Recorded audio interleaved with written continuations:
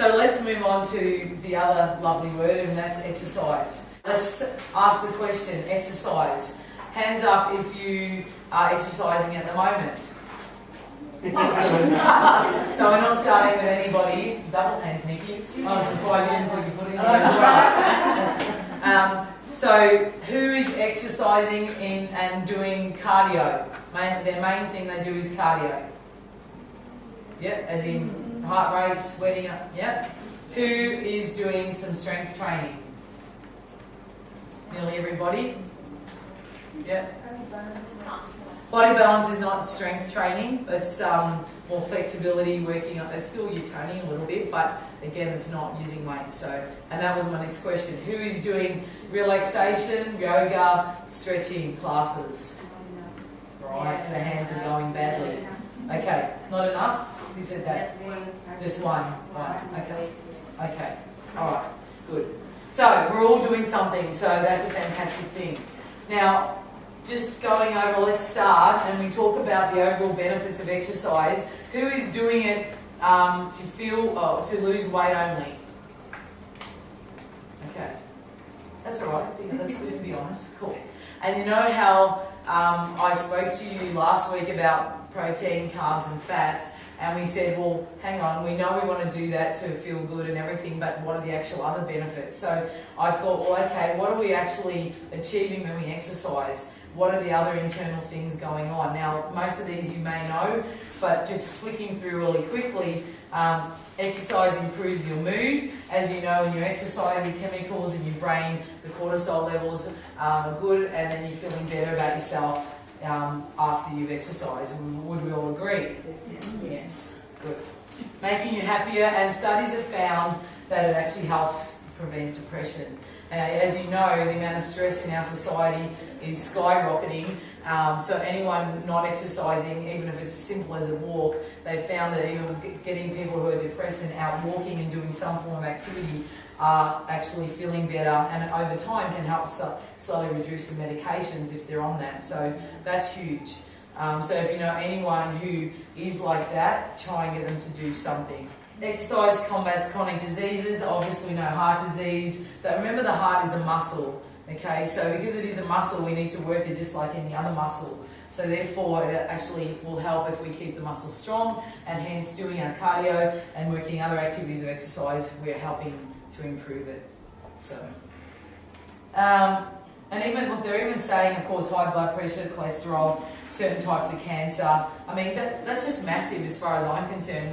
We exercise, diabetes for our fitness, but remember the other thing is health. I mean, people come to me, clients, they want to lose weight and all this kind of thing, but I like to take them back to the health thing first, because if you haven't, it's not till you haven't got your health that you really don't have anything, as far as I'm concerned. You can have all the money in the world, but if you're not healthy, what do you have?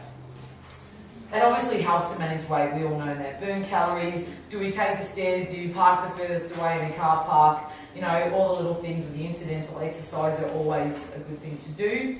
And obviously boost energy. We all know that if we exercise more, oxygen levels are increased, and then you have more energy in your day. Would that be fair to say? Okay. So this is nothing that we don't already know. Now, for those of you, if we're flicking over, that exercise helps with sleep. So for any of us not sleeping at least 8 hours, or at least 7 or more, then exercising, is studies found, also helps if we exercise, that you'll sleep better as well. Okay. Ask my husband. Okay. I said that he can the snoring and the restless legs. Nikki's the snorer. I'm a snorer. But as soon as I hit the pillow, I'm gone boom into that deep sleep. He doesn't know how I do it. I go, exercise. Meditate. Exercise can put a spark back into your sex life. Would you all agree? Absolutely. Yeah. Good. And that's good. So I'm not going to go too much into that, but that is all part of life. So fantastic, and yes, we had the smile on the face of Robert, so we're all good. exercise can be fun, and I think we all think that we have to slave our guts out when we do an exercise session, but you should be incorporating things that you actually enjoy and thinking about trying something different, you know, rock climbing more, or go for roller skating or ice skating, or some activity that you know you may not have done for a while but would be really cool to try for something different, because then you certainly find muscles that you don't have. But we had unfortunately I wasn't able to stay, but we did the climbing of the, what's that tree climbing place? Treetop adventures. Treetop adventures.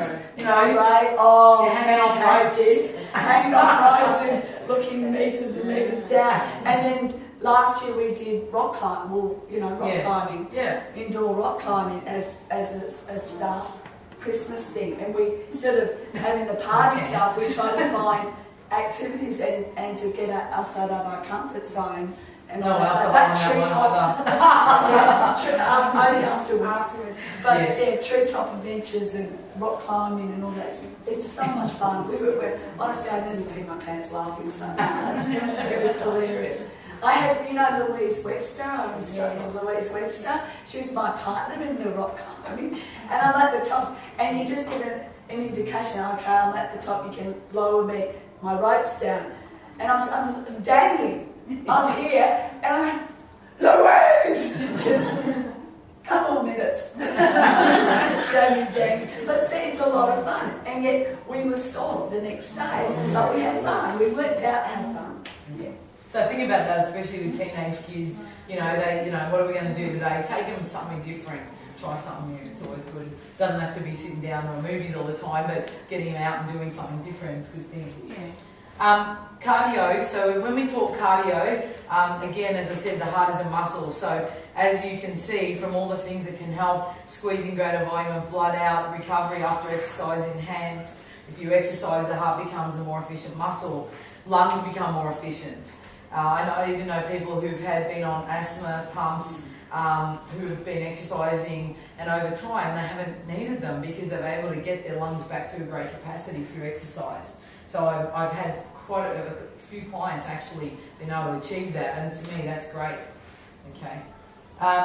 Cholesterol decreases, overall reduced risk of blood clots, blood pressure maintenance, reduced stress, and the increased ability to manage weight. So they're all listed there.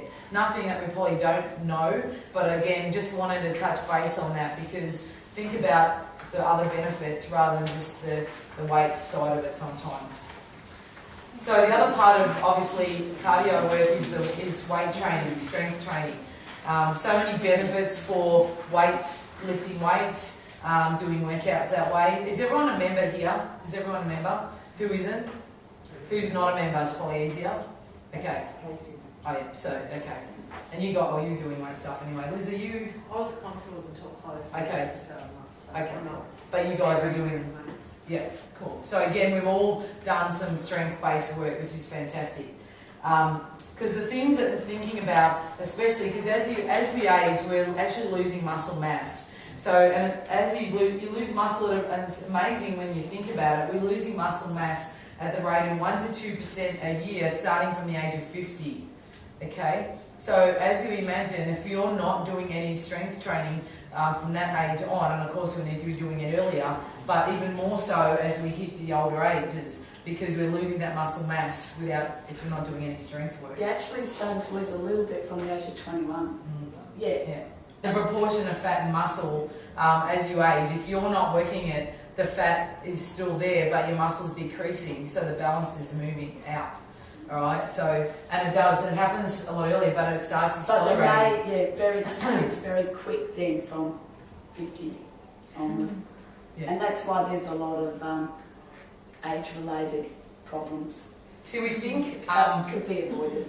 Yeah, exactly. And we think as we're getting older that we should be slowing down. We have this retirement, do-nothing attitude, especially in Australia. You know, I mean, they've changed it. It's changed a lot since we don't technically retire anymore. That age has kind of gone out the window from a working perspective. But I think the other thing to keep in mind is as we age, we have to continue our exercise and our intensity. And people think, oh, I'm only 50, I should be slowing down. You know, Nikki and I'm 48, Nikki's something close to that. Mid-50s. So I don't know what you want to tell them. But, you know, we are older, technically, because we have instructors who around us who are in their 20s and things like that. But we still maintain and want to maintain our muscle and our strength. So therefore we do a lot of exercise.